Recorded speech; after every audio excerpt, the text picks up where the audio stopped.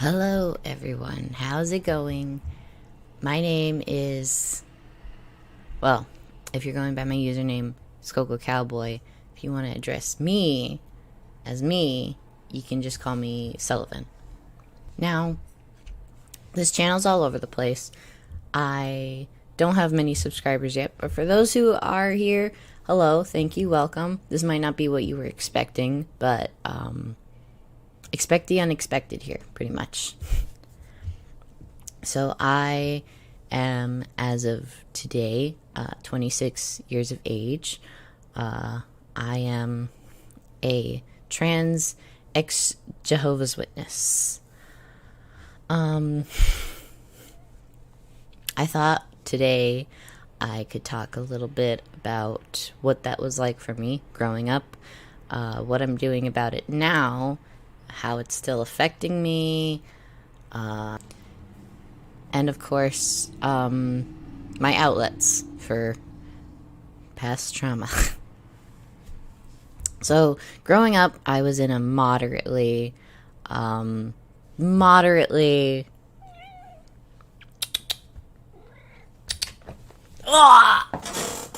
my god, you're so... This is Shem. Shem demands that he be involved. He's the love of my life. This little guy has helped me through so much. And yes, that includes being a Jehovah's Witness. So, when I was born into not a very strict Jehovah's Witness family. My grandma loved horror movies and sci-fi and all that kind of shit. She loved it. And she did not let Watchtower stance on that. Get your f***ing nose out of the cat's butthole. What's wrong with you? Get on the bed. Get on the bed. Good girl. That's a good girl. She did not let Watchtower stance on that kind of stuff bother her whatsoever. She lived her life. She partied. She was a devout witness. She believed everything that she had been taught and that she taught me.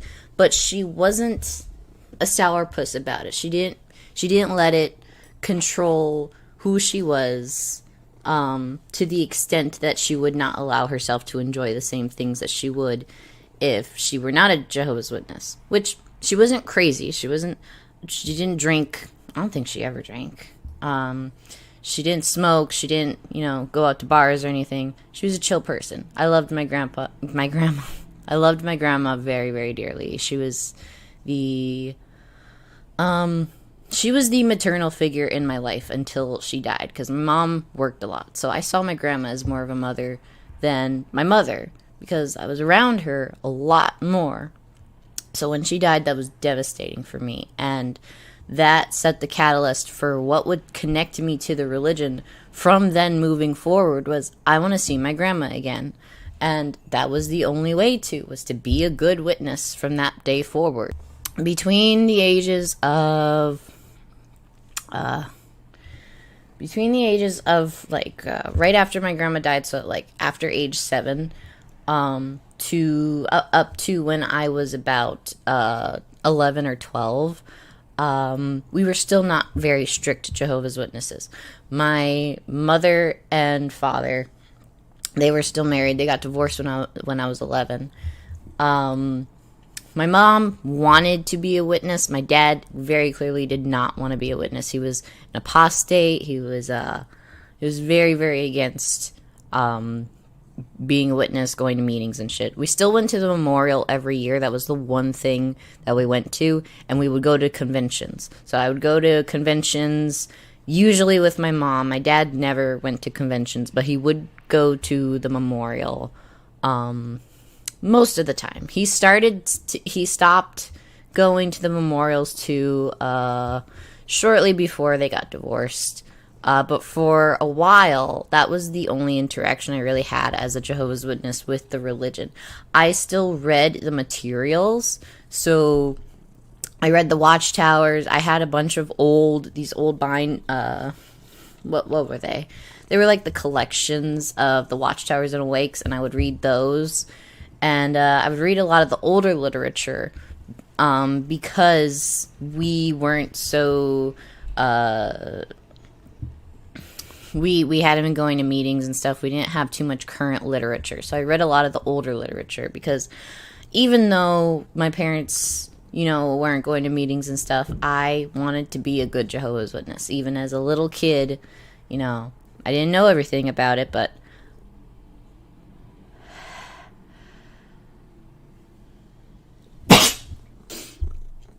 sorry.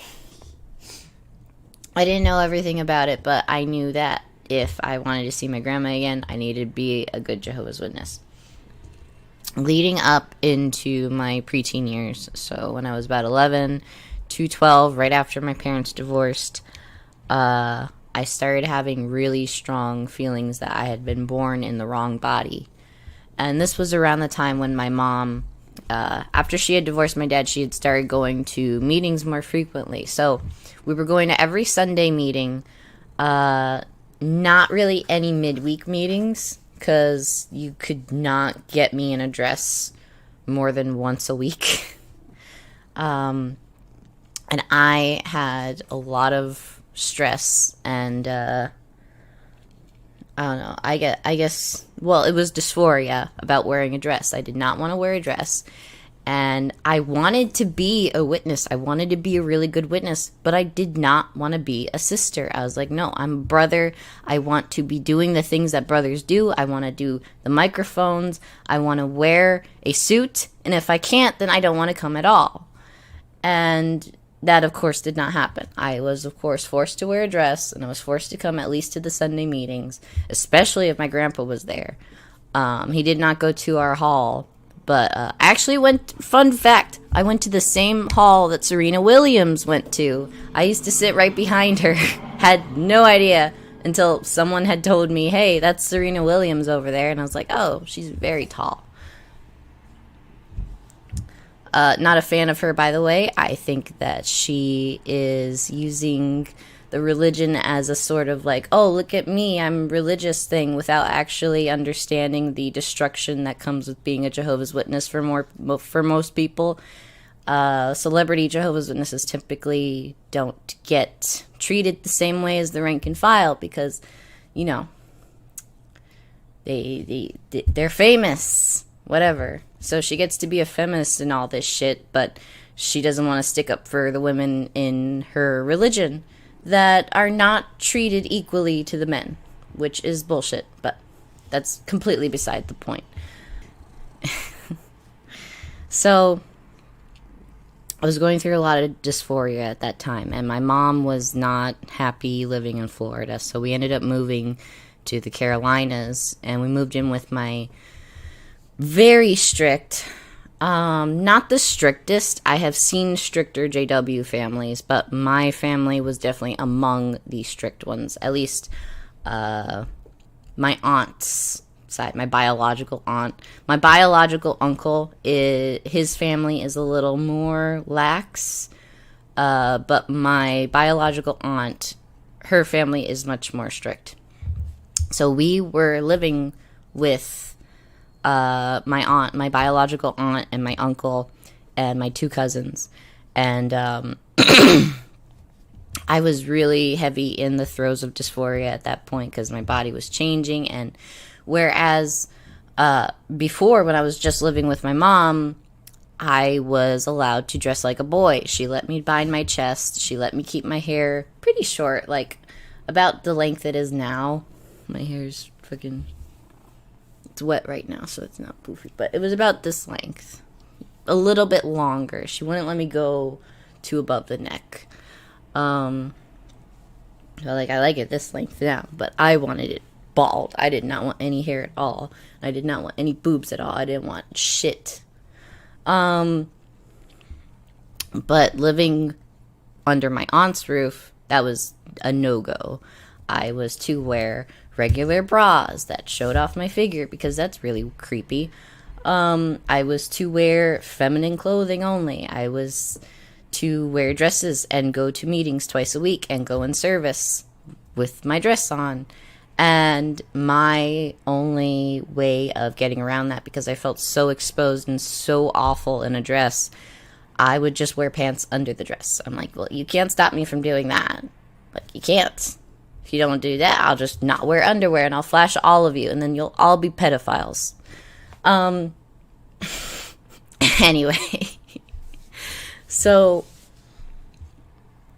there's one incident in particular in which my uncle, trash bag human being number one, he wanted me to go get my nails done with my cousin because I think it was like a special convention or something. I forget all the terms. But a convention was coming up and my cousin wanted to go get her nails done. She wanted to go get her nails done just because she was a girly girl. She wanted to get her nails done. She didn't really care about doing it for the convention. She just wanted to get them done. And she wanted to go with some friends from school. Well, my uncle was not having that. He did not want her hanging around with other kids from school anymore. And now that I was in the picture, oh, look, you have a little girlfriend you can now go do this stuff with and you don't need your friends from school. So he had already set it up that I would go and get my nails done with her. And when he told me this, he was like, oh, you're going to go get your nails done for the convention. I said, no, I don't want to. I was 13 at the time. So, you know, I was technically a kid, but definitely old enough to make a stance on something like that. Like, no, I don't want to get my nails done.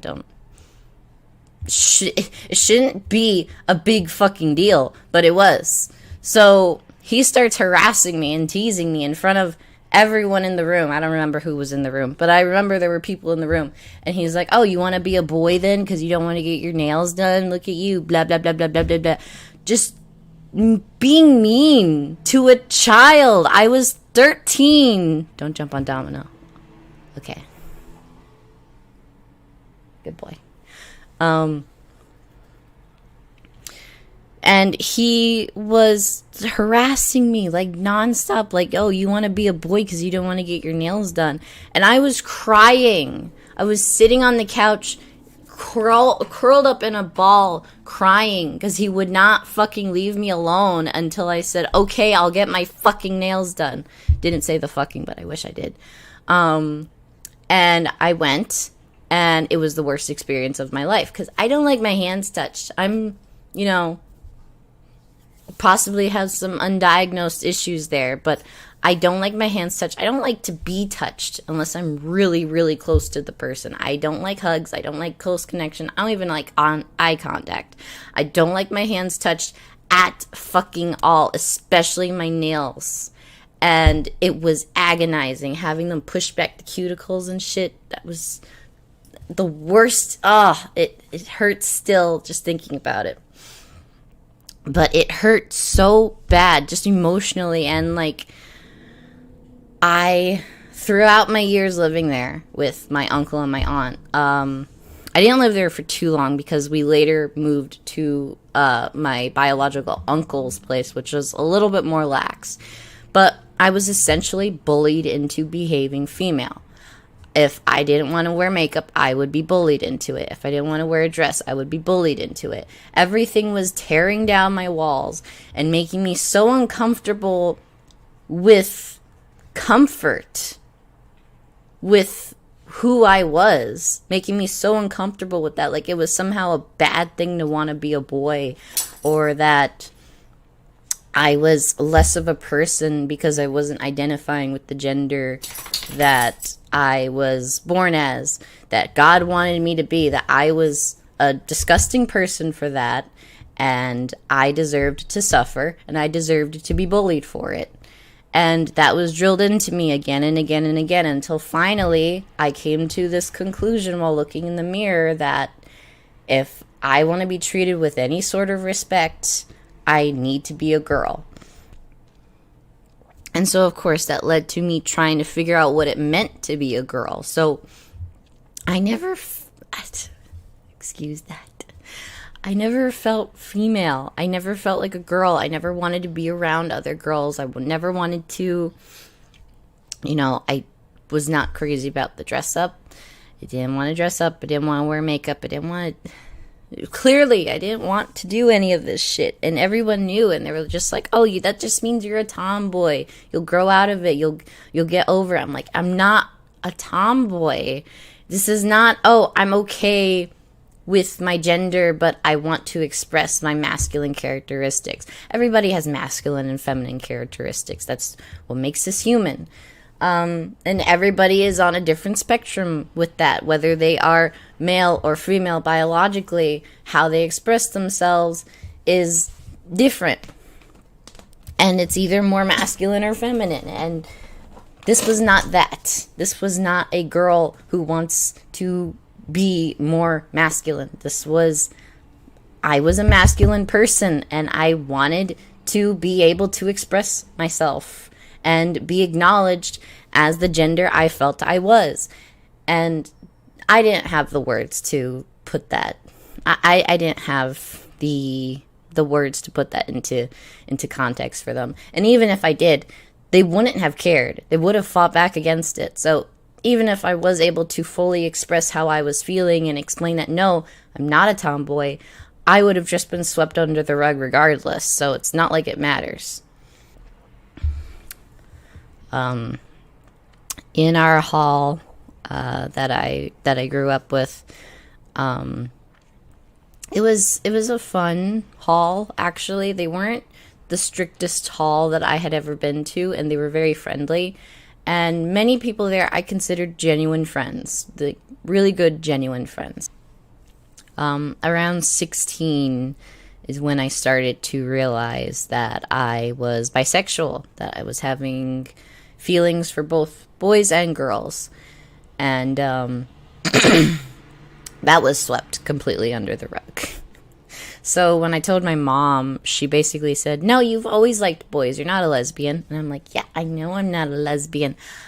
I know I like boys, but I also like girls. So what does that make me? Again, I didn't have the words to put it into, oh, I'm bisexual. I didn't know that term. I just didn't. I didn't know the word trans. I didn't know the word dysphoria. I didn't know the word bisexual. I knew gay, and I knew gay was bad, and that's all I knew. And when I don't remember if I told my aunt that because I was studying with my aunt. I was studying to be baptized with my non-biological aunt. And she basically told me, everybody struggles with that. Everybody has feelings for the same sex now and then. And I was like, oh, okay, so this is normal. I'm normal. I just need to fight against it. So my understanding was, oh, everybody's basically bisexual, and that's a result of our imperfections. And that's why I feel this way towards other girls. And that was just where I left it for a while. But going forward, that didn't make much sense because I had a lot of straight friends, very straight friends. And then I had a gay friend, a very gay friend who, putting it out there, I fell in love with him. I had the hugest crush on him for the longest time. And we are still very, very good friends today. We're completely platonic now. That was just a crush. I know it was just a crush. But him coming out to me years later was kind of a shock in a way. Because I had kept asking him if we could just, try and be together because we both liked the same things and we got along, and I could not figure out why. Couldn't figure out why he didn't want to be with me, because I was a naive 16-year-old who did not comprehend these things yet. I was like, oh, you're a boy, I'm a girl. Again, naive, childish point of view about it, but this was the view I was taught to have. We're both single. There's no reason why we shouldn't be dating. There's no reason why we shouldn't be getting married one day. And that was the biggest thing on my mind, was marriage. I want a partner. I want a family. I want to pioneer. I wanted to go to Bethel at some point. I really, really wanted to go to Bethel. I was one of those people who thought that going to Bethel would make me straight, would make me cis, would make me feel good in my body, would make me feel like I could give my all to Jehovah. When I was baptized, baptism was a big thing for me. So my cousin got baptized before me, and I was really jealous. I was really, really jealous of her because in my mind, she was not a serious Jehovah's Witness. And that was the case with a lot of people. They were constantly talking shit about her, that she's not a good witness, that she does this, that she does that. And I didn't stay away from her because of that, but her father really, really wanted her to be considered a good witness. So he would talk her up to everybody. Nothing against her, by the way. She's a sweetheart. I still talk to her. I love her. But her dad was trying to turn her into something that she wasn't. Just like he was trying to turn me into something that I wasn't. But especially with me, he would try and break me down by being like, look at my daughter. Look at how perfect and wonderful she is. Look at her out in service right now. Look at her wearing that dress. Why don't you wear dresses that nice? Just, again, bullying me. It's just bullying. He was still bullying a teenage, to him, girl. He was bullying me. And he thought it was fine. So he kept comparing me to her, and so I kept comparing myself to her. And come to find out years later, I was right. Everybody was right. She did not have an interest in being a witness, and she had faded long fucking before I did, which honestly, credit to her. And I completely understand now why she wanted to be out of that situation so goddamn bad. Like, yeah, I get it, and I feel for her. And at the time, I just thought that she was being, a brat in some situations or whatever. But no, she knew who she was, and she was gonna be that person regardless. And she had to put on this whole persona of a decent witness to please her dad. And I had to do that too, but I had to do it to please less people, I feel. And I pleased people more easily because of my situation with my dad not being a witness. So that was another big thing, was that because my dad wasn't a witness, all these older men felt like they needed to come in and like fulfill his role that he wasn't fulfilling in my life spiritually. So I was constantly going out with elders and their not their moms, elders and their wives, and they were always taking me out to shit. And I was the pass around granddaughter basically in the Kingdom Hall. And I remember one time, I hope I can find a picture of this, but I don't think I can. Around 18, I was 18, and I was living exclusively with my biological uncle and my aunt and their son, my cousin, who was about 8 at the time, and I was 18. I was living with them at the time. My mom was in a completely different, she was almost on the other side of the state.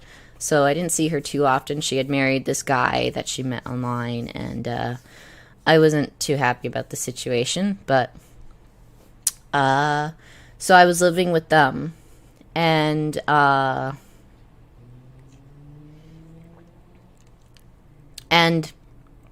was really into the Gorillaz at the time. Not so much anymore. I am not crazy about their music anymore, but that's completely besides the point. I was really, really into the Gorillaz at this time, and it was a special interest of mine. It was something that I really, really liked, basically. I listened to their music all the time, and I was also really into the Beatles. So I had made this really cool phone case for myself, and it was Murdoch, 2D, Russell, and Noodle, in the style of, I don't remember the name of it, but there's this classic picture of the Beatles, and it's done in like a pop art style with all of them. Like, I think Ringo's holding a bird. And I tried to copy this style with the Gorillaz, and I put it on a phone case, and I loved it. I thought it looked so cool. I still think it looks pretty cool if I can find a picture of it. I think I found the phone case not long ago. I just don't know where it is now. And I remember I was out with who I would consider some of my JW grandparents, and they had always been major sweethearts to me. Like, they never made me feel bad for this or that as a witness. I always felt like I was enough for them until this moment. We had been in service all day. We were at McDonald's, and I was sitting like right here, and they were sitting like over here next to me. So, what should I call them? Let's just call them James and Abby. Maybe that's far enough away from their real names, I guess. So James was this, he was an elder in our hall. He was this heavyset guy, pretty tall. His wife, Abby, she was a sweetheart. She was really, really nice. And, yeah, they were like my JW grandparents. Everybody kind of adopted me, but they were the ones who would take me in service the most.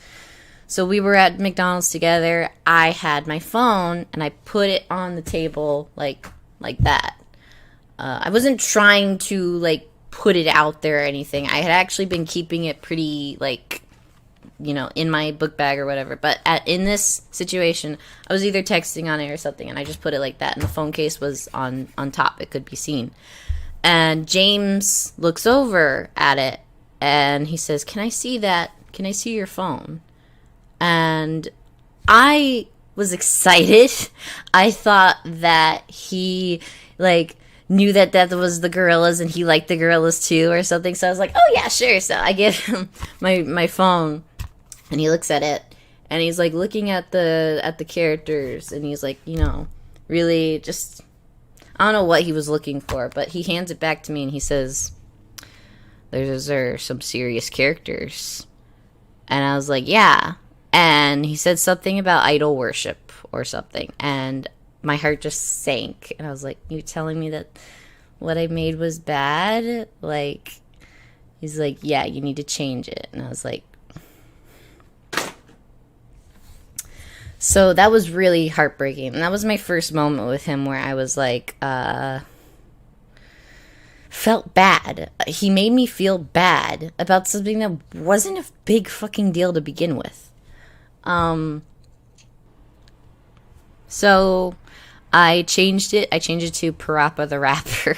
I did a phone case of that too. I don't know if I have a picture of that, because even though I liked Parappa the Rapper, I wanted my Beatles Gorillas case. That was the one I wanted to be using. Which, by the way, James, fuck you. I still put shit that I like on my phone. You got Bug Snacks, Red Dead Redemption, and Fight Crab on there. So, suck it, James. So, around age 20, yeah, between 20 and 21, I had actually moved back down to Florida because I had a boyfriend here. He was a Jehovah's Witness, and I wanted us to start taking things more seriously. So I didn't want us to be long distance anymore. So I moved down here so that we could, you know, hopefully marry. Because again, I was a witness. I was not only witness, I was a witness female. And a female witness, get married. You got to get married. That's like the number one thing. That's not the number one thing within the religion, like, from the doctrine, but it's a mindset, because it's all you can fucking do when you're a sister is find a guy, get married to him, and either help him become an elder or marry a guy who's already on track to becoming an elder, or marry an elder. I've never met a single elder ever. That's a lie. I met one elder who was not married, and I remember having hopes that he would be cute, so I could go and like, oh, da-da-da, aren't I cute? Marry me. Because I was so fucking lonely and horny and pent up and just... masturbation. I felt so bad masturbating. There's not a shit ton of stuff on why you shouldn't masturbate. Back then, I didn't know the whole masturbation will make you gay thing that Jehovah's Witnesses apparently believe. I didn't know that. I didn't know that was like a thing to them. But I did read a lot of the stuff of masturbation because at first I thought masturbation was only something boys could do. I don't remember who told me that, but it was either something I overheard or something like a conclusion I just came to because nobody ever talked about girls masturbating. So I thought what I was doing was fine because I wasn't a boy. And I didn't know what the word was for what I was doing. So I just did it anyway. And then one day I am reading, I think, the Young People Ask book. And it was talking about masturbation. And I was like, oh, girls can do it too. And I'm doing something wrong. And from that point forward, I never stopped. I never stopped masturbating. I just felt really bad about it every time I did it. So I would pray after masturbating to be like, hey, God, sorry. I'm really horny. Please leave me alone. So yeah. So I was with this guy. We had been dating maybe 2 years. And so I was living with my grandfather, who is a very strict Jehovah's Witness. And I had to go to all the meetings with him. I went in service. I tried my best to be a good Jehovah's Witness. But I was really getting weighed down by the fact that I didn't have a job. So my grandpa was on me constantly. You need to get a job, blah, blah, blah. And I was in service too. And, doing my best to be a good Jehovah's Witness. Like, that takes up a lot of time and doesn't leave a lot of time for you to find work. So I kept trying to do things here and there. I kept trying to make like Kickstarters with different ideas I had. I didn't realize how difficult it was to actually get anywhere with that kind of thing. I tried YouTube, I tried writing, I tried all this stuff because my goal was to make a passive income so that I could be a full-time Jehovah's Witness. I wanted an income that would be enough for me to support myself and my then boyfriend.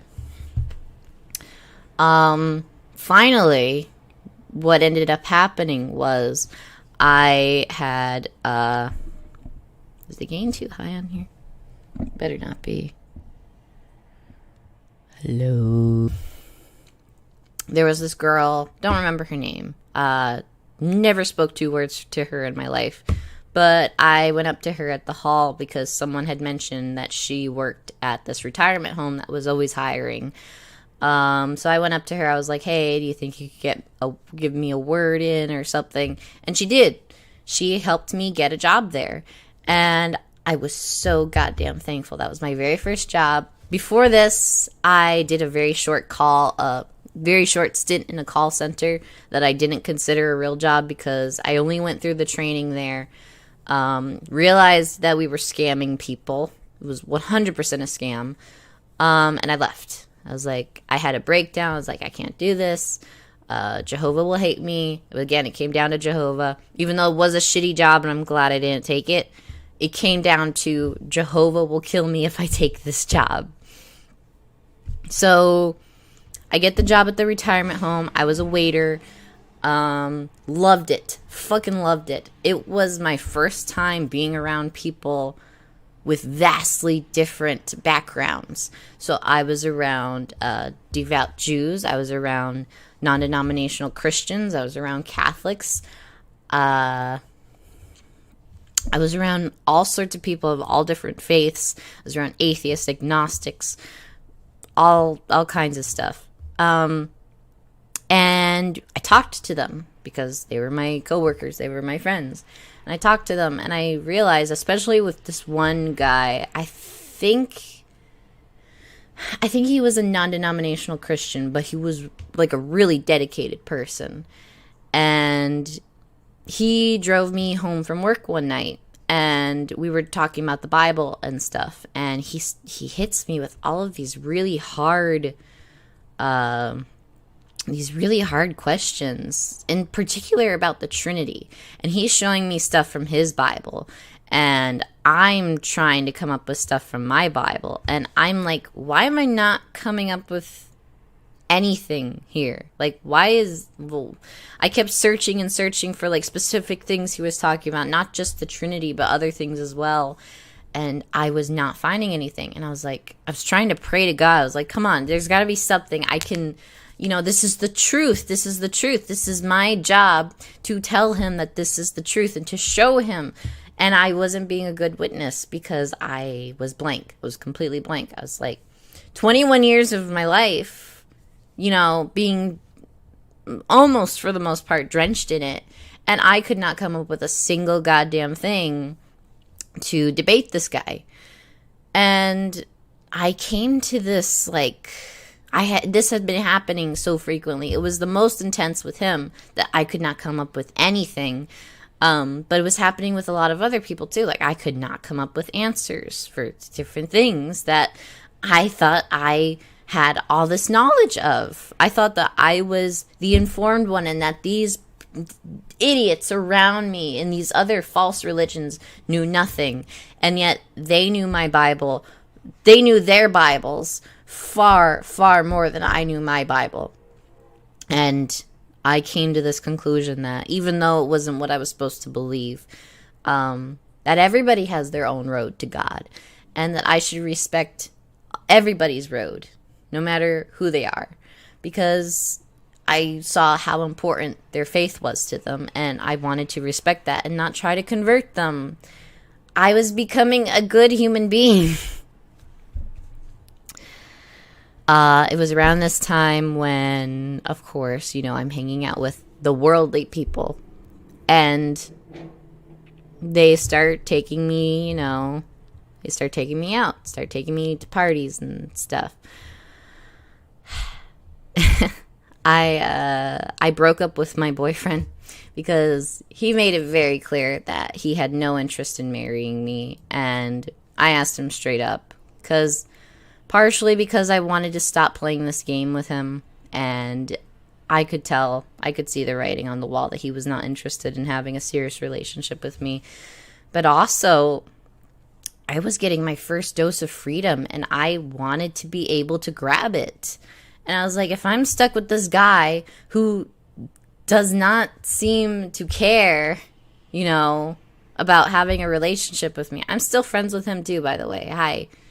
If you're watching this, I don't blame you for what happened, by the way. I don't blame you at all. Don't think this is against you. But I was like, if I'm with this guy who doesn't want to marry me, I want to be free. So I broke up with him, and I didn't jump into seeing anyone, but I did start messing around with some of my coworkers, and it was exciting. And I didn't go too far with them. I tried to make sure that I wasn't going to go too far with them, because I was like, well, I don't want to get, have to go in the back room for anything. But that did happen. One of my coworkers, I snuck him in to my oh my God.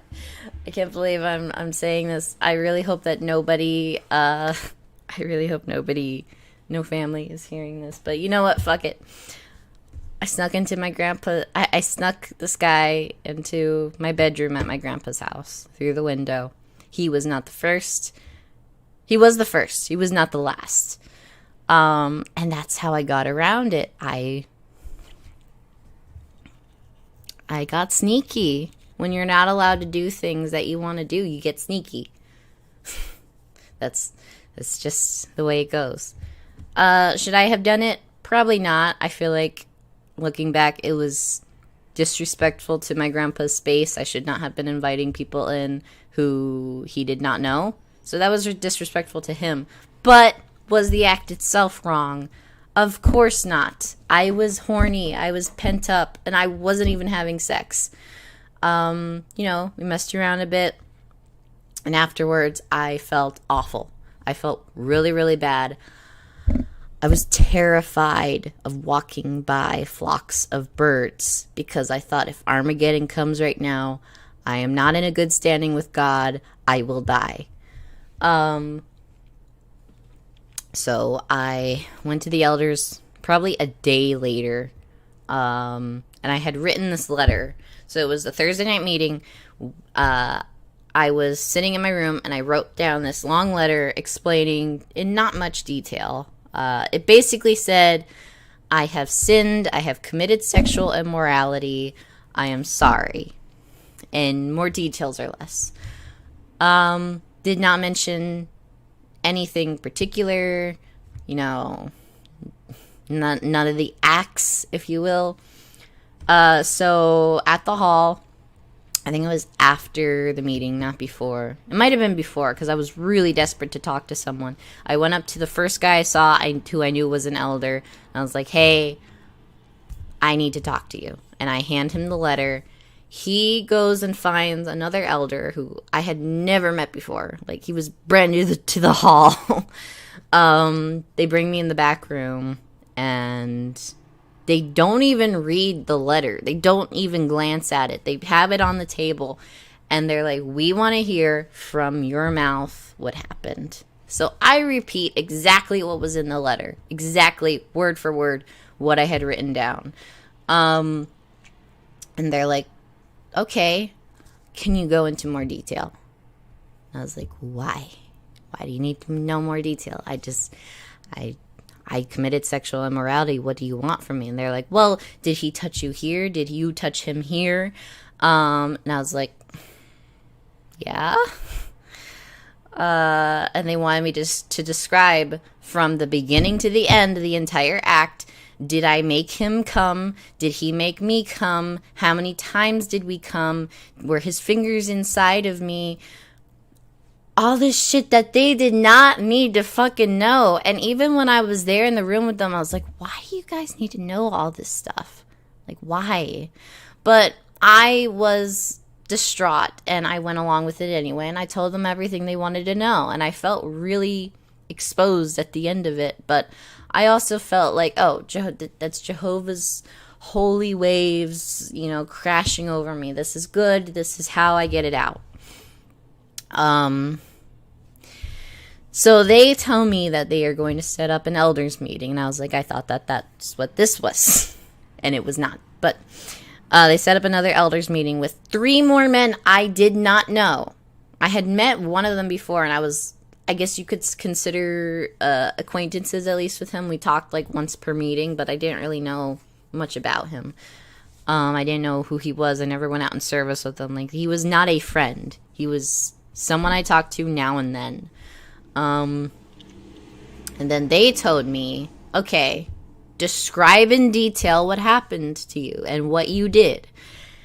And I did it again. And there was one brother in particular.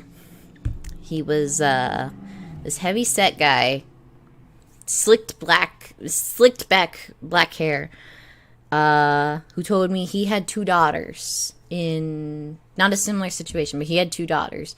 And because of this, he had a special interest in my case, which is weird, thinking back at that. And he wanted to know every detail. He wanted to know more than anyone else had asked. He asked the most intrusive details that you could fucking imagine. Details that are completely unnecessary. How did it feel? How did it? I don't want to repeat any of it.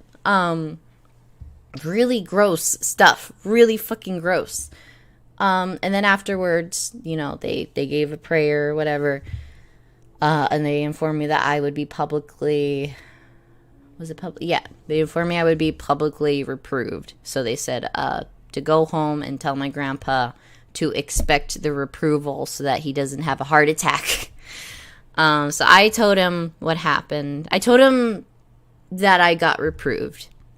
He assumed that it was something I had done with my ex-boyfriend because he was always on me about the clothes I was wearing, where we were going there alone, how late were we going, how long were we going out. It was really, really intrusive on my life with this guy. And to the point where I didn't want to come home most nights from most dates because he would just be harassing me through text, like trying to figure out when I'm coming home and what am I doing and what am I wearing and blah, blah, blah. He did not trust me whatsoever with him. And thing is, he's not the guy I even did it with. So his concerns were completely unfounded. He should have been worried about me getting a job, because that's what tore me away from the fucking religion in the end. And that's what he kept begging me to get a job. You need to pay rent. Pay rent. And yeah, I agree with him. That was the best thing for me. 100%. I needed to get a job and I needed to get the hell out of there. And I did. But at this time, I was still a full believer, clearly, because I was dealing with the elders' bullshit. Later on, not long after this happened, my cousin, not my cousin, my best friend, who is still a Jehovah's Witness, she had a friend who was one of those, I don't know what the term for it is. I think every hall has their own term for this kind of person. But they are he was the kid with very strict parents who did not want to be a witness, but had all witness friends, or most witness friends, but also had a good amount of non-JW friends. So he was having a party. His parents were gone, and he was having a party. And I thought it was going to be all witnesses there. So I was like, oh, this will be a great time for me to, come back and make these witness friends and, meet new people. And then I won't have so many worldly friends, and then I won't have so many issues with them. So I go to this party. There's a table full of alcohol. And the first guy to walk through the door is this tall dude with this electric red hair. And I'm like, you're not a Jehovah's Witness, are you? And then he starts vaping, and I really know he's not one then. And, me and my friend, we start drinking. We even do a bit of the vape. And we're having fun and whatever. And these two girls come in. And one of them, she was this really tall girl with... I feel bad describing a woman this way, but perfect hourglass figure. And I was smitten, immediately. And I don't know, she was... what is the word? Really looking for a good time.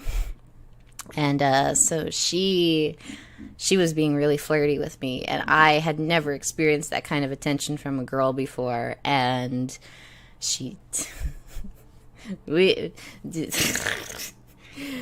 and the other girl was this shorter girl with this bright pink hair, and I was smitten for her too. I thought that she was adorable. But I really wanted to dance with the taller girl. So I tried dancing with her, and I tried being all suave and smooth and trying to impress her, the way a guy would. And I tried to dip her, and she was like, I'm really heavy. You probably don't want to dip me. And I was like, no, I'm strong. I can do it. And I really wanted to impress her by dipping her. I thought that this is, I was 21 doing this. I go to dip her, this woman who's at least a foot taller than me and very top heavy, if you know what I mean. And I drop her. I drop her on a table. I felt really bad about it. I didn't try to mess with her again. She was okay. She was completely fine. So I switched my attention to the pink-haired girl who's sitting in the corner drinking alone. And I go up to her, and she was already really drunk, and I took her drink away from her, and I put it on the counter, because, I didn't want to leave her alone like that. I wanted to be a gentleman, I guess. I ended up hanging out with her most of the night, and she sobered up, and we were hanging out and dancing and flipping each other over couches, and it was instant best friends, that kind of thing. And, eventually we were cuddling. It was really cute. It's a really cute moment for me, looking back. We were cuddling behind the couch, and I I don't know why. I leaned over to her and I was like, can I kiss you? I've never kissed a girl before. And she was like, she blushed. She blushed and she was like, well, I don't know if you want to. And I kissed her. And it was amazing. It was the most incredible kiss that I had up until then. Like, that was mind-blowing for me. I was like, oh my God, am I into women? And I was like, yeah, I am 100% into women. Like, and she had a tongue ring, but that was, my friend, who up until this point had been engaging with all the debauchery alongside me, she was, I guess, alerted that I was making out with this girl behind the couch, and she pulls me off of her.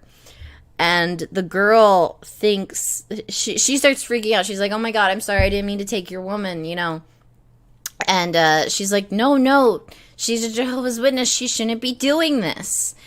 And she literally pulled me away from this girl, and I was like reaching out. I was like reaching out for her, and I was like, here's this to remember me by. And I took a hairband out of my hair, and I tossed it to her, and she took it, and she went like this with her mouth on it.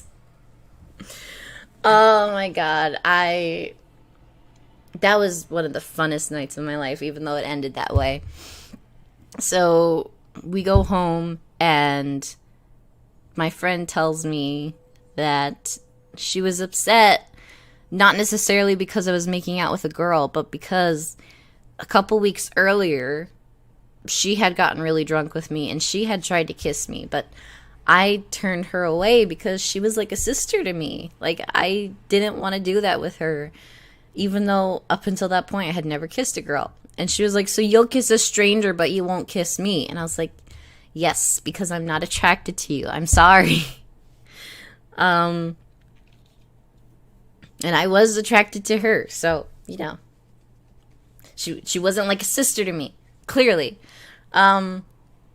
So I go back to the elders, like, a couple days later or so, and I explained to them what I had done, not only with that girl, but with a couple other guys, too, that I had been messing around with. I was just going all over the place. I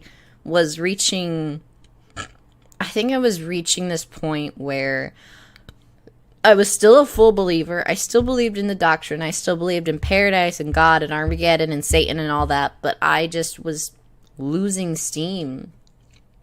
I was really losing steam, and I felt like I wasn't allowed to be who I was. And I was coming to this point where, like, if I'm in paradise and I still have to do all of this stuff that I'm doing now, if I still have to go to meetings and I still have to preach and I still have to do all this stuff for Watchtower, I don't know if I want to spend eternity doing that. I think I would rather have my fun in however many years I can and then die than live eternity in misery.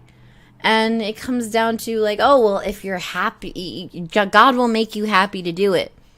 Well, then that's not me anymore. If I'm happy doing the stuff that I don't want to be doing, I'm not me. That's not me there then. So what is the point? And that's kind of where I was coming to. But I still wanted to want to do good. And that was my mindset. I wanted to want to be a witness. But I didn't want to be a witness. So I kept trying. I kept trying really, really hard. And I went to the elders. I told them what happened. And again, they went off on this whole spiel. Oh, what did you do? Did you touch her here? Did you touch her there? Did you do this with her? Did you do that with her? And I lied to them about what I did with her. Because they wanted to know, like, where I touched her. And I wasn't going to fucking tell them where I touched her. That was a private moment between her and me. And I did not. Private moment in the middle of a party. But the way I saw it, God already knew what I did. And if they had the Holy Spirit, then they would also know how God felt about what happened. So I didn't feel the need to tell them everything. And I kind of, didn't put my foot down, but I did lie. And I told them I did not do everything that I did. And they chose not to punish me any further. They basically just let me off with a warning. And they gave me some research material and shit. And they assigned this sister to me. They assigned a sister to me to be like my spiritual mom and to try and guide me back into being a witness. And she was supposed to be studying with me and going in service with me. And she never had time to do any of that. We texted like maybe every now and then, and she'd like send me scriptures and nonsense, and that would be it. That was the extent of her relationship with me. We're coming up on a hard part. I was sexually assaulted at my job. Correction. I was sexually assaulted by a coworker. This was not a coworker I had ever had any interest in sexually. He was just a friend to me. And he forced me to drink with him in a car before he assaulted me and threw me out on the street in the middle of the night in complete darkness. After this happened, I called the cops. Cops did nothing. That's not a surprise. I called my dad and I moved in with him because I did not want to be in the area where it happened anymore. It was pretty close to where I was living with my grandpa. I informed everyone of what happened. I was going up that day. I went up out of the city where it happened. And I told the girl who was supposed to be my spiritual mom, the woman who was supposed to be helping me. I told her what happened. And she said, you need to go to the elders right away because this could have been your fault. You need to determine if this will, put you further in trouble with God, or however the fuck she described it. And that was my last message, my last message between us. I didn't talk to her anymore after that. I was like, I need help right now. I have been severely traumatized and degraded, and you want me to go tell that story to 3 old men who do not understand me, who will not respect me, who will ask for extremely personal details that I am not ready to go through again. And that's not loving at all. And that was my last message with her. Even after this, I was still a witness, though. I still considered myself a witness. One of the first things I did when I moved in with my dad was I got in contact with the hall that was up there, and I started going to meetings again up there. I had a friend, and she would take me back and forth from the meetings while I was up there with my dad. And I remember one day, I don't remember what it was, but I remember it being a lot of things at once. Like, up until that point, I had been having doubts here and there. It started with all of my coworkers and their different belief systems, and I just had this moment where I realized I was not happy as a Jehovah's Witness. Like, not happy as a Jehovah's Witness. And I came to the conclusion I might never be happy as a Jehovah's Witness. And I told myself that I was giving myself permission to do some research. And I said, God, if this is your religion, if this is 100% your religion, and there is no doubt about it, then whatever I find online will not change how I feel about being a Jehovah's Witness. That is the conclusion I came to. And I prayed to God. I said, if I'm not supposed to be doing this, forgive me. But I need to know the truth about the truth. I need to know if all this nonsense that I've been told over the years about the pedophilia and the accusations and the mishandling of sexual assault allegations, I needed to know, was it true? And if it wasn't, then great. Then I could continue being a witness and I would have the confidence to go forward. And if it was true, then I was free. So it was a win-win situation for me either way. So I started doing my research, and within like the first hour, I had woken up completely. I was in this moment of emotional despair because I felt like I was losing my grandma again. I felt like I was losing my aunt again. An aunt I had who passed away from cancer many years prior. I was going through this grief because I was like, oh, I went from never being able to properly grieve them because, oh, you'll see them again. You don't shed so many tears. You'll see them again. You'll see them again. That brings me back to, I hate jumping around, but it brings me back to this moment when I was 18 years old and there was this guy who was studying with my non-biological uncle. He was studying with him for years, this guy, and he was coming to the meetings. He just didn't want to get baptized, and because his family was very religious I think they were Catholic. He died. He died in his 40s. I don't remember why, but he died. And because he wasn't a witness, his memorial service was held in a funeral home instead. So me and a couple other witnesses went to the funeral home to pay our respects. But my non-biological aunt didn't go. I went with my biological uncle and my non-biological uncle. I should just give them names, but it's easier to just say this. My non-biological aunt did not go. She was the one who was studying with me, by the way. So she was the one I kind of went to for my spiritual fruitage. This was around the age of 18.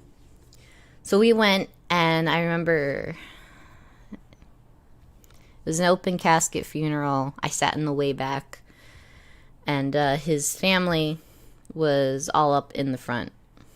And his mother was inconsolable, understandably, completely inconsolable.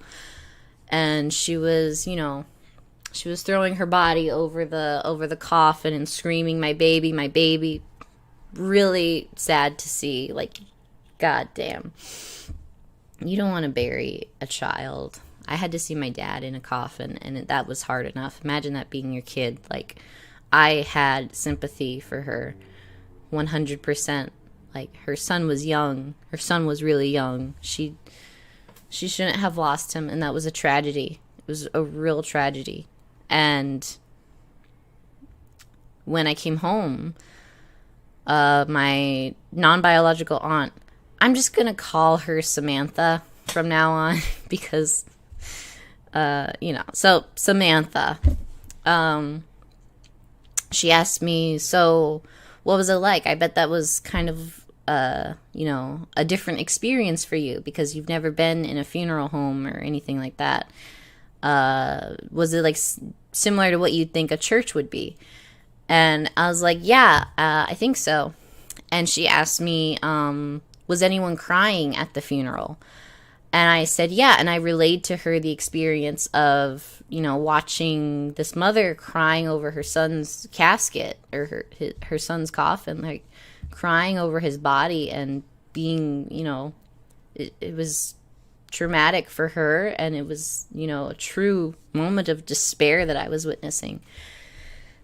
And I explained that to her, and Samantha just says, you see, Jehovah's Witnesses funerals are so different because we have the hope of seeing them again, and she does not have the hope of seeing her son. That's why we have the truth, and that's why she was displaying herself in such a crazy way. Like, that's just not what we do.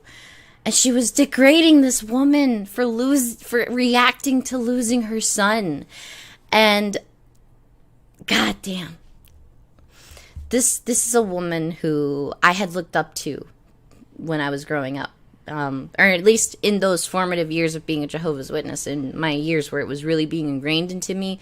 I looked up to her, and I saw her as a spiritual mom. And her telling me this really fucked me up to, like, caring about other people's emotions, I guess. I don't know. It just, because at the time I wasn't disagreeing with her. I was like, oh, okay, that makes sense. It was no longer about this woman losing her son, and it was a tragedy, and she should be allowed to grieve in the way she wants to grieve, in the way that she is grieving, without anybody giving their 2 cents on, oh, it's because you don't have the hope of seeing your son again. Like, no, fuck you. She lost her son. Let her fucking grieve. But at the time, that was not my point of view. My point of view was, oh, yeah, that makes sense that she, you know, that's why our work is so important, is because we need to tell people that they're going to see their dead loved ones again. If she knew, then she wouldn't be that upset. And Jehovah's Witnesses have a weird thing about grief that way, that you can only grieve for a reasonable amount of time, and you need to keep your feelings in check because, you know, you don't want to be too overloaded with grief, because then, you know, you won't be able to focus on the happy things about God's coming kingdom and all that nonsense. So coming back to when I was waking up, that was a big thing for me, was the grief, was basically finally processing the grief that I had over these people dying, and, you know, realizing I don't know where they are. I don't know if they're in heaven or if they are already waking up in the new world or something. I don't know. I don't know if they've been reincarnated or something. I didn't know before this. I knew that they were sleeping in the ground, or, you know, sleeping wherever, and that I would see them again when I passed into the new world. So having that shatter around me was dizzying. It was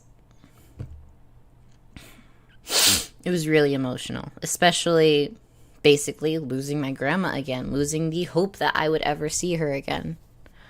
So I started opening myself up to other beliefs. I started researching different belief systems. I started researching different religions and really digging into stuff because I wanted to find something that clicked with me.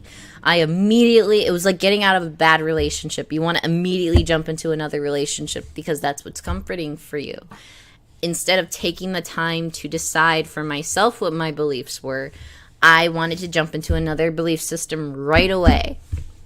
And I couldn't find one. I couldn't find a single one that aligned with who I was as a person. And that was my waking up. Was coming to this realization that I did not know everything about the world. And that there was a lot to learn left. There was a lot to learn that I might never learn all of it. And I had to become okay with not knowing.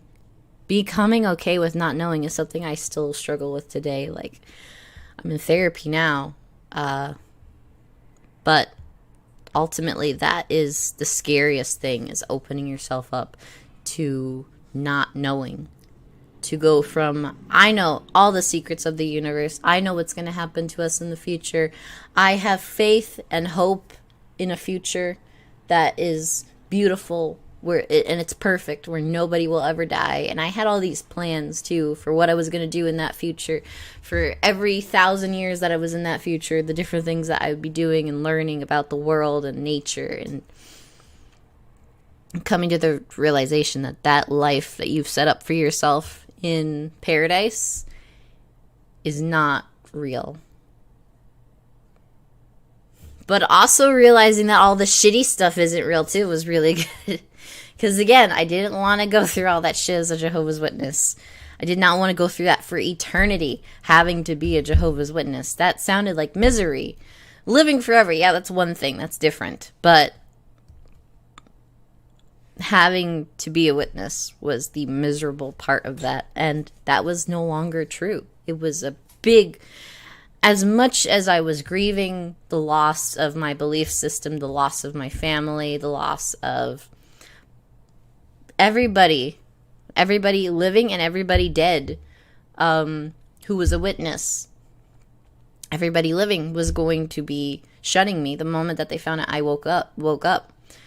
But all of that grief was bittersweet because I also had this feeling like this big weight that had been on my shoulders my entire life was gone. It was gone in an instant.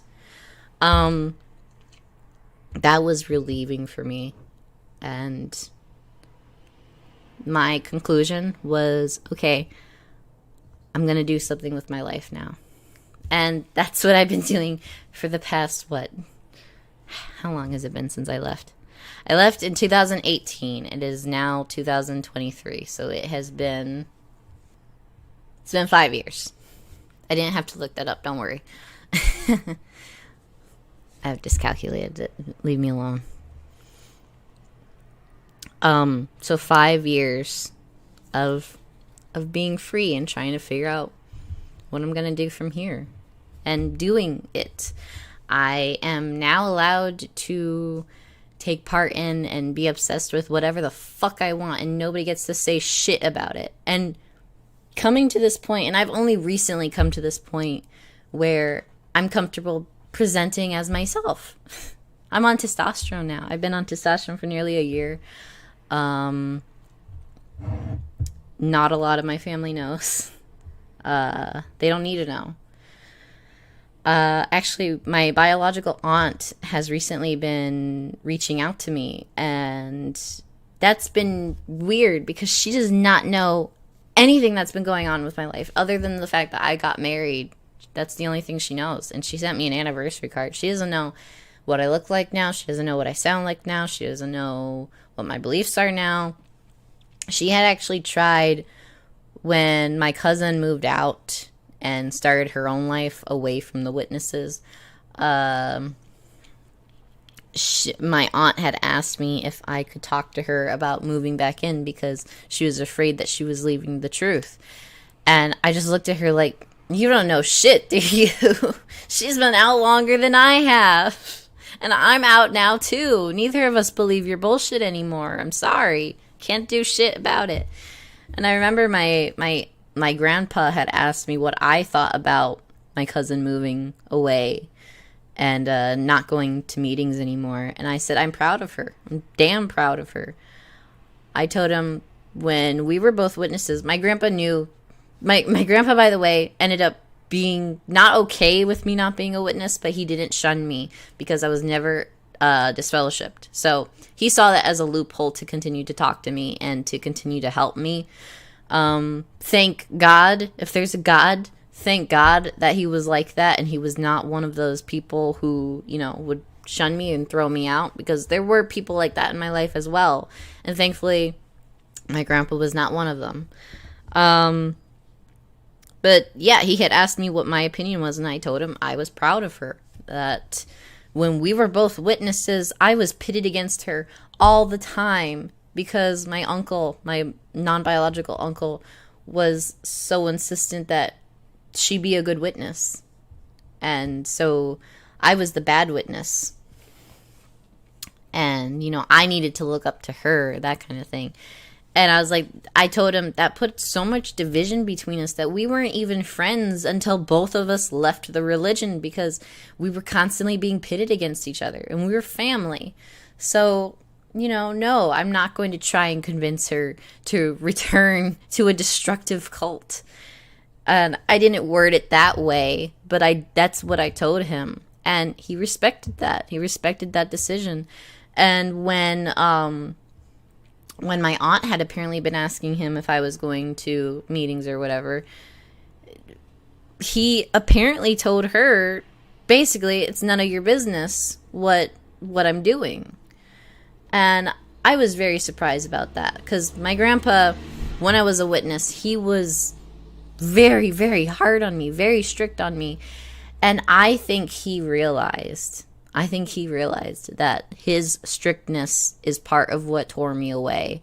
And I think he realized that he needed to back off if I had any chance of returning at all, which I didn't. I did not have any chance of returning, but I think that's what he thought.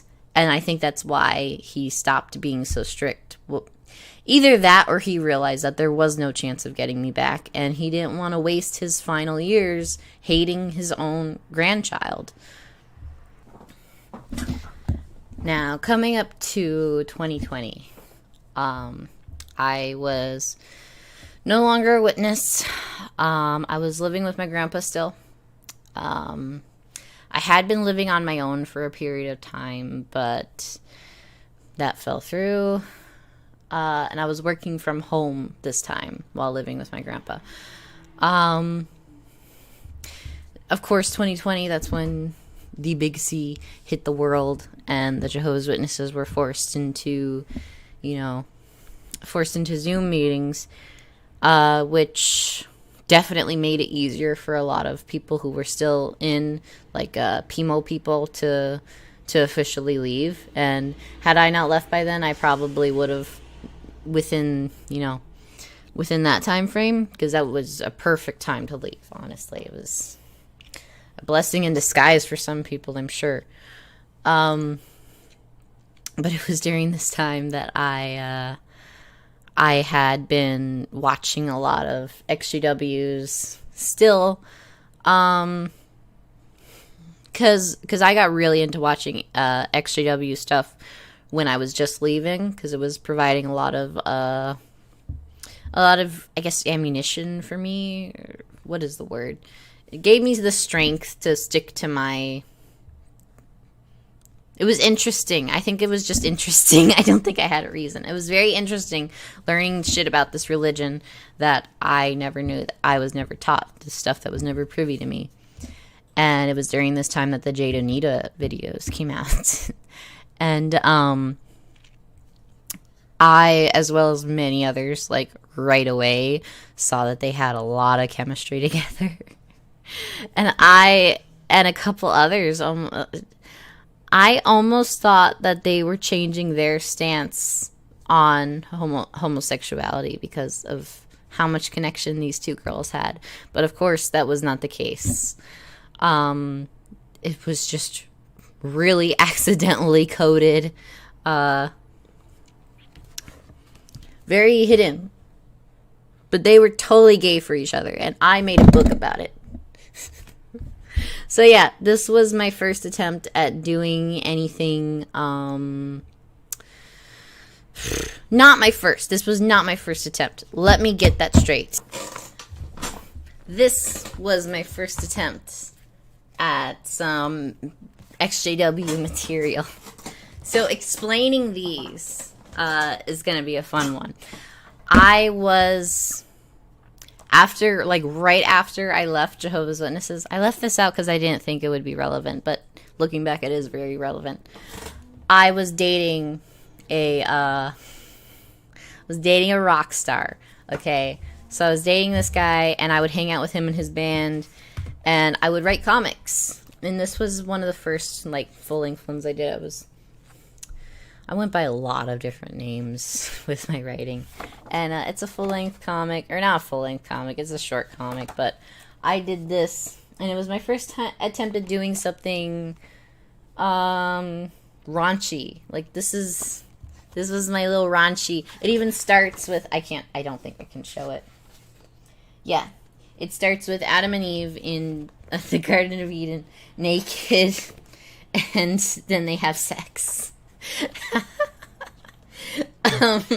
It's very crudely drawn. All of it's crudely drawn, but I love it. I think it's really adorable. I might go back and read this again. But I was just having fun. Not really expecting to go too far with it. This was my little self-insert. That was the guy. No, this was the guy that I was dating. This character here was she's just a troll character. And this one here, he was a friend of mine who has sadly since passed.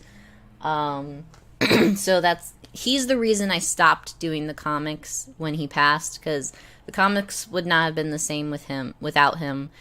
And I did not feel right about creating stuff that he would never be able to read that involved him in it, even if it was a fictional manifestation of who he was.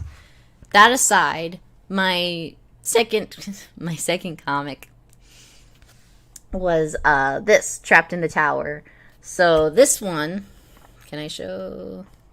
What can I show here? Yeah, so this one was about the boys going to Watchtower, and and I have little caricatures of all of the governing body members. You got you got Stephen Lett there crying on a Bible. I don't remember what that was about. You have Tony Morris here drinking his what is it? What was it he had? Was it whiskey? I think it was whiskey. I had my friend tied to a stake instead of a cross.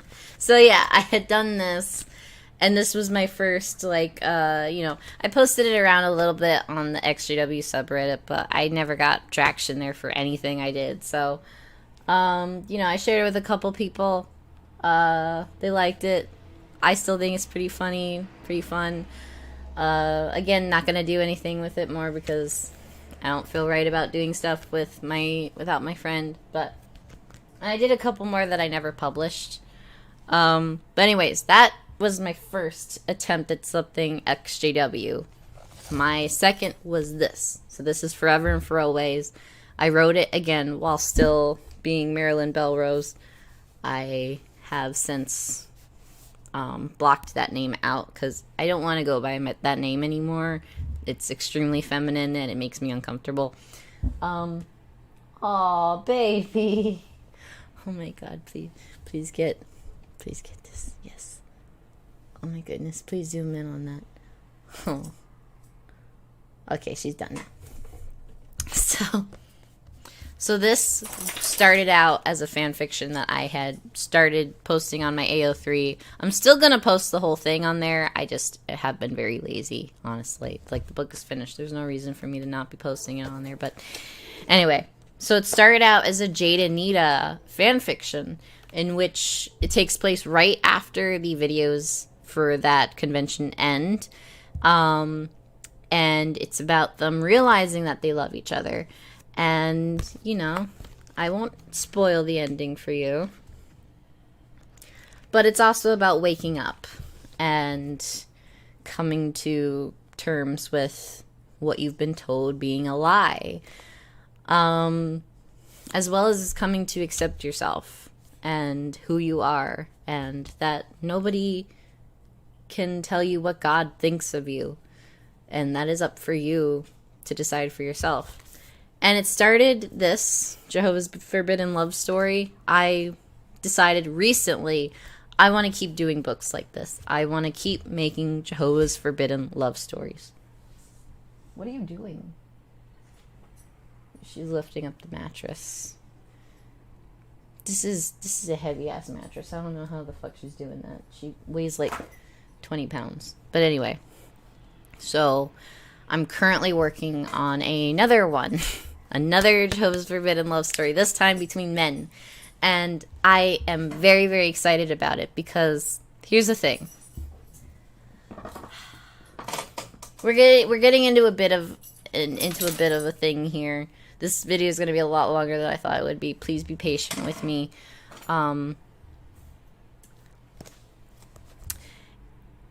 wanted this book for free. I wanted this book everywhere that I could get it for free. I wanted it accessible to everybody. And I didn't want to make money off of it. I made a little bit of money off it. I made $47 off of the sales when I was selling it. And I only sold it for, I think, a month. I think I only sold it for a month or a couple months back in 2021. And I realized how many people were either asking if they could read it for free because their JW parents would clearly object to something like this, or just money issues. And I put myself back in that situation, and I said, you know what? If people want to read this book, it should be free. It should be made accessible to everybody. So I made it accessible to everybody. I set it as free, and I forgot about it. I forgot about it until a couple months ago. I went to research. I went to look it up on Google. I don't remember why. Probably just a vanity thing to see if anyone was talking about it. And I went back to my page, my publisher page for this, like where I could see the analytics and shit. And I saw all these sales, $5.99 to $7.99 each, from Amazon. I wasn't selling this on Amazon. I did not have this listed on Amazon. I looked at all the sales and came across this Tumblr post of this person. I'm not saying most of the sales came from this person. Maybe some of them did, but they were saying on their Tumblr post, they were giving a short review of it, and they said basically, you should support this author. Please go purchase it on Amazon. Don't take it for free unless you absolutely can't get a hold of it. Basically that. And I was like, no, I'm not making any of that money. None of it. You were giving money directly to Amazon. They took the book and they were selling it without my knowledge. I did not get a cent of those royalties, not one penny. And I was seeing, especially between February and March, I was seeing all of these sales. And I said, I need to do something. Because I had just quit my job. And I was like, if I can make a living off of this, then that's it. That I've hit my market. I was really excited. I was so fucking excited. I was like, this is it. This is my in. I'm already writing the other book. This is great news for me. And so what I did was I kept the book for free. I put it up on my Twitter and on my Tumblr. And I said, anybody who wants to find the book for free can download it from here directly from me. But for the book itself on sales pages, I increased it. I put the price at $5 so that Amazon could not fluctuate their price anymore. And I would start making sales. The moment I did that, Amazon stopped promoting the book on their own and it got no more sales because they weren't making 100% of the income anymore. I had ended that. So now I was making nothing again. And nobody was reading it either. So I decided it would be better if people were able to read it rather than me be able to make any money off of it. I can always make more money off of my work. I haven't yet, but I can. So it doesn't matter if this book is out there for free. I am fine with that. So I put it back to free and I removed it from Amazon. I do not know if Amazon is listening to me and taking it off or not, because as of now, it's still available and they're still selling it. And I am still not making any income off of that. Please, if you are watching this, do not buy it from Amazon. Download it for free. I do not mind. If you want to support me, I will eventually make a Patreon, but for now, the way you can support me is by watching my videos and looking at my content. I don't need money right now. I do need money right now, but I'm not asking for money right now. I would rather make my money through my next book. I want to sell my next book. I want that, if I can, I want that to be my chance at something here. So, and that one will be available for free too. I will make sure of that. But that's where I am right now. Like, that's why I'm here. So I'm making YouTube videos. So far, I've been posting a lot of Red Dead gameplay videos because for a while, that was what was getting me views. And those views were then going to the readings of my book. And I was like, oh, this is cool. And then that stopped. I get nothing anymore. I don't know why, but it's okay. It's fine. But for now, I'm just going to keep doing what I'm doing and hope that I find my audience. I find my people. That's all I can do. It's really all you can do in this world. But yeah, I might start posting more JW or EXJW content if that's something you guys want to see. If that's something that you will support me on, I'd be happy to do it. Still gonna do my gameplay because that's what I want to do, and I find it fun and enjoyable. And yeah, whether people are looking or not, I have fun making it, so it's a win-win. I've also thought about doing reviews of like JW shit, if that's something that's interesting. I'm probably gonna try doing some of those in the coming days, but as of now, I'm still jobless. I'm still looking for work. My husband is supporting me right now, so embarrassing. Not embarrassing. He's the best thing that's ever happened to me. He was never a religious person, so all of this like goes over his head. He cannot believe that people are like this in real life. Like, but it's a very interesting clash of worlds between us, and I teach him a lot of things and he teaches me a lot of things, and it's a pretty good situation we got going. But you know what? I think that I'm going to end the video here. I think it's long enough. It's approaching an hour and 37 minutes now. Thank you. If you watched through this and if you found it interesting, like, thank you very much. I hope you stick around. Sub if you can, if you want to. I'm going to still keep making shit regardless. Clearly, you got to. And I hope that you have a good day. Here's a good way to have a good day. These two are my good days. Hey, Domino.